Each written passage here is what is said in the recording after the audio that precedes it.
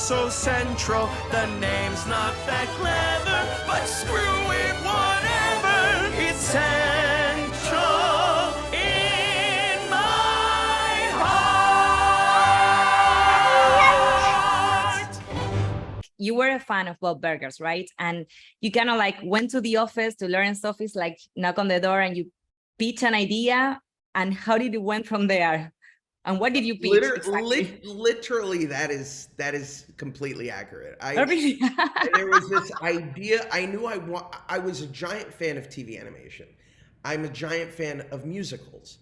I wanted to marry the two, and I basically went thinking I'm going to pitch this to Lauren Bouchard and his partner Nora Smith, and they're going to come back and be like, "Yeah, do this. This isn't for us."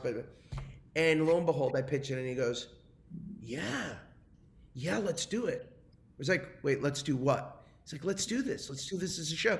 And that was how it happened. And you know, the genesis of the idea was that there was actually a bunch of different people living in Central Park, and Lauren's genius was to take that and focus it on this family, the Tillerman family, and he brought in the Bitsy and Helen character, and then the entire thing just started to blossom from there.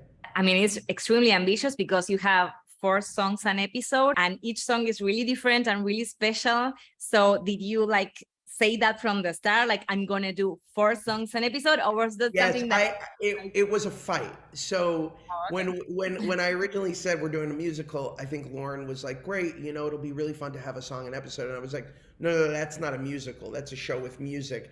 I want to do a musical, and these through lines to actually have music help tell the story.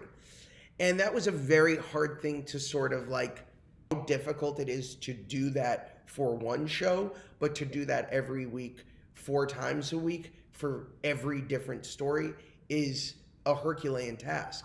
Emmy, you play Molly, just one of my favorite characters, and she's like a teenager going to, you know, normal teenage stuff. So it's very easy to feel relatable to her. And I wanted to know, how did you feel connected to her? In which way? You know, I connected to Molly in some, you know, some very obvious reasons, but also some, I feel like I'm constantly surprised by Molly. I feel like in some ways she's like the most mature person in her family,